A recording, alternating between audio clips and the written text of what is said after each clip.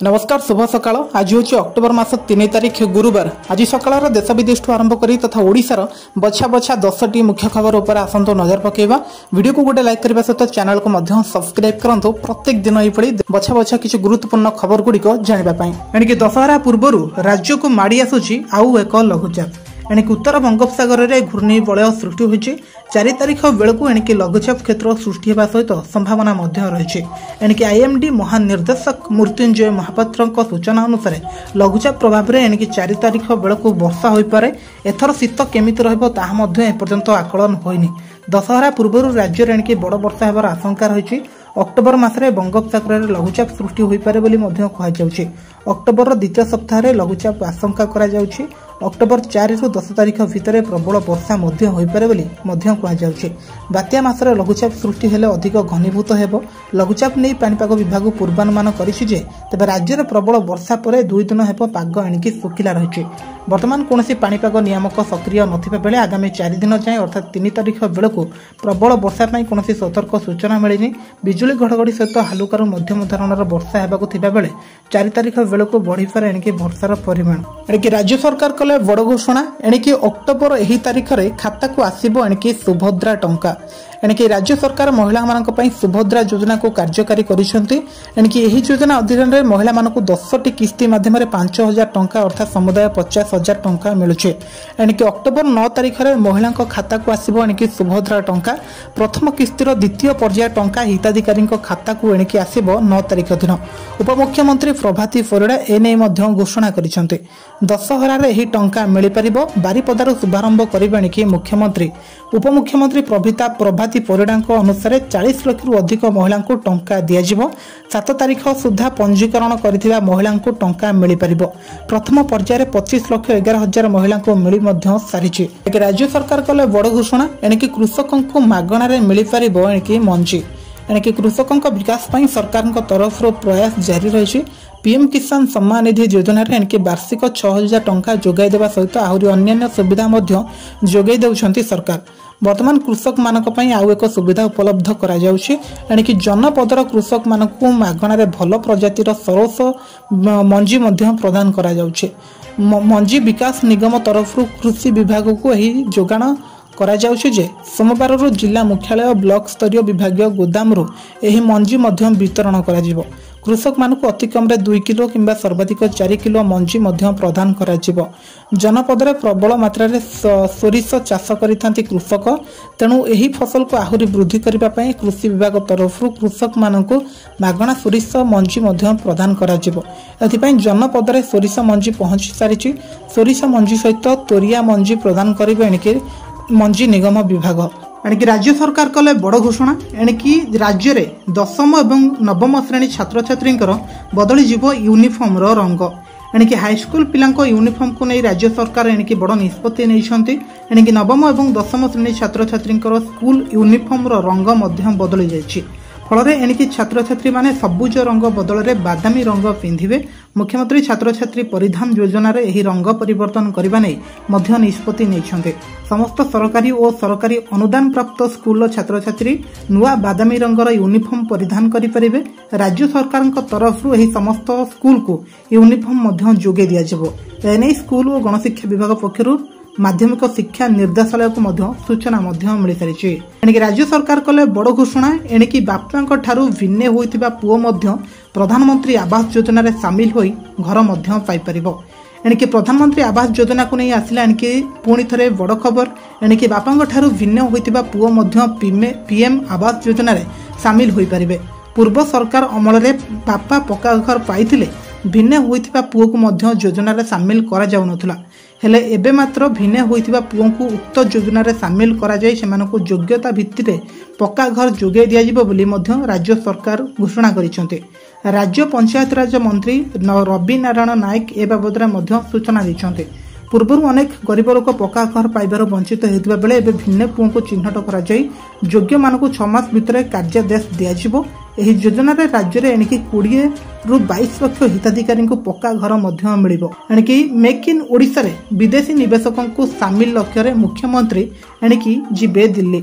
एणिकी make in Odisha conclave Utkarsh 2025 प्रस्तुति पई दिल्ली जाउछंती मुख्यमंत्री मोहन माझी।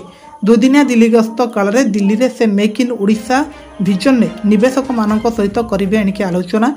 यह गस्त काल में शिल्प मंत्री संपद स्वयं और मुख्य सचिव शिल्प विभाग अधिकारी और मुख्यमंत्री सहित जीवे। सेठारे विभिन्न देशर राष्ट्रदूत हाई कमिशन ट्रेड कमिशनर सहित आलोचना करेंगे। 2025 जनवरी 28-29 जाए मेक इन ओडिशा कनक्लेव होगाकू जाउछि। कनक्लेव पूर्व राज्य को अधिकरू अधिक निवेश आनिबा उपरे आलोचना करेंगे मोहन माझी।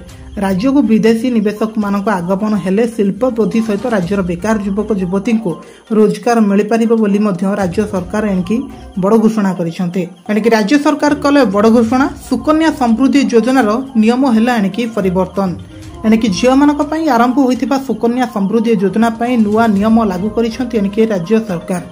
एणिकी अक्टोबर 1 तारिख अर्थ मंत्रालय तरफ सुकन्या समृद्धि योजना एवं पीपीएफ सहित जड़ित समस्त नियम एणिकी परिवर्तन करिसेंते।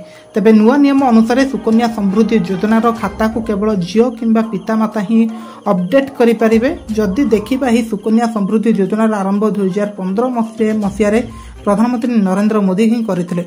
झील मानकर भविष्य को दृष्टि रे रखी यह योजना आरंभ होइतिबा निष्पत्ति नैथिले। कम बयसर ही पितामाता छुआर भविष्य को प्रोत्साहित करने यह योजना आरंभ होइतिला। यह योजन गोटे झील ना गोटे खाता खोलिबार नियम थिला। 250 टंका दे खाता खोलिबार सुजोग दि जाइतिला। एथिरे पाखापाखि 8% पर्यंत सुध मिलुची। जन्म ठारू 10 वर्ष मध्य यही खाता खोली पारिबे नियम रही। 250 रु 1.5 लाख टंका पर्यंत टंका जमा करि परिबे। साबालक हेबा पर्यंत परिवार लोके खाता अपडेट करि परिबे। नुआ नियम अनुसार झीर प्रकृत बापा माँ यह खाता को अपडेट न कले खाता बंद हो जिबार संभावना रही। आहरी मध्य किछि नियम रे परिवर्तन होइछि। पूर्व झीर मृत्यु किंबा स्थान परिवर्तन हेले यहाको बंद कर दिया जाउथुला, किंतु वर्तमान समय गंभीर रोग रे मध्य खाता खोली हेबो। पूर्व बयस सीमा 10 वर्ष रहितला, किंतु वर्तमान एथिरे परिवर्तन करा जाय यहाको 18 वर्ष पर्यंत कर दिया जायछि। एणिकी राज्य रे रहिबनी डेंगूर भय। एणिकी एही हॉस्पिटल रे आरंभ होला वैक्सीन ह्यूमन ट्रायल। एणिकी भारत वर्ष में वर्षा ऋतु पर प्रति वर्ष भयंकर डेंगू रोग व्यापी थाए, किंतु वर्तमान यह डरिबार कौन आवश्यकता नहीं बोली कह जाउछि। खूब शीघ्र यार प्रकोप शेष होगा जाउछि। डेंगू पई प्रस्तुत होइतिबा वैक्सीन तृतीय फेज रो ट्रायल मध्य आरंभ हो सारी। जदि फलाफल सफल रहिला तेबे वैक्सीन डोज रे डेंगू को मध्य कोरोना भली शेष करा जाय परिबो बोली मध्य सूचना मिलिछि। Indian council of medical research द्वारा प्रस्तुत करा जायतबा डेंगू ऑल वैक्सीन तृतीय फेज रो ह्यूमन ट्रायल देश सारा करा जाउछि। एथिपई सारा देश में 19टी सेंटर मध्य खोला जाइछे, जोंठारे युवकों को यह वैक्सीन दियाजिबो एवं यार फलाफल को मध्य रेकर्ड कराजिबो बोली मध्य सूचना मिलुछि। एणिकी मैट्रिक परीक्षार्थी हो जातु सावधान। चिटिंग करबा एणिकी पड़िबो महंगा। एथर हेबो एणिकी राज्य रे बड़ परिवर्तन। आगु को आसुची एणिकी मैट्रिक एवं +2 पिलांको बोर्ड परीक्षा। यह पूर्व परीक्षा ढांचा को नहीं एक बड़ परिवर्तन मध्य राज्य रे होई सारिछि। परीक्षा रे एणिकी चिटिंग करुथिबा पिलामानको साबाड करिबा पई नियाजिबो एणिकी बड़ पदक्षेप। एथिपई बोर्ड तरफ आदेश मध्य जारी होई सारिछि। एही नुआ नियम अनुसार एणिकी परीक्षा रे कॉपी करिबा बा चिटिंग करुथिबा पिलांका विरोध रे एथिपई कार्यानुष्ठान नियाजिबो। मैट्रिक एवं +2 परीक्षा रे सुरक्षा व्यवस्था को मध्य आहुरी कड़ाकड़ी होइजिबो।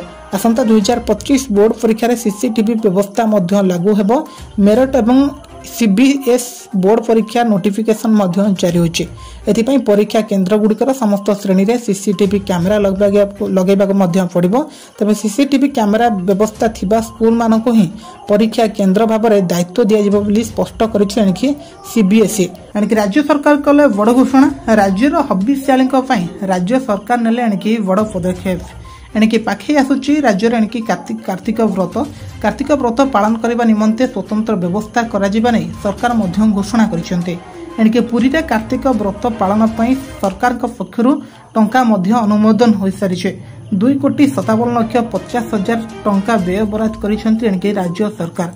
अक्टोबर 18 तारिख कार्तिक मास आरंभ होता बेले पुरी रे हबिष्याली 1 मासर रहणी पई मध्य व्यवस्था हो सारी। हबिष्याली को समस्त प्रकार सुविधा सुजोग प्रदान करा जिवो बोली संस्कृति मंत्री सूर्यवंशी सूरज मध्य सूचना देछन्ते। महाप्रभु दर्शन महाप्रसाद सेवन भजन कीर्तन भली सांस्कृतिक कार्य को सुसंगठित करने समस्त प्रकार व्यवस्था मध्य करा जायछि बोली मध्य सूचना मिली।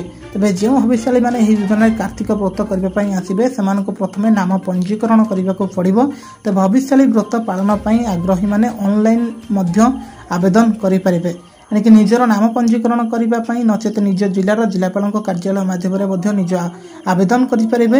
ରାଜ୍ୟ ସରକାରଙ୍କ ପକ୍ଷରୁ ଚଳିତ ବର୍ଷ ହବିଷ୍ୟାଳୀ ଯୋଜନାରେ 2500 ହବିଷ୍ୟାଳୀଙ୍କ ପାଇଁ ବ୍ୟବସ୍ଥା କରାଯିବାକୁ ମଧ୍ୟ ନିଷ୍ପତ୍ତି ହୋଇସାରିଛି।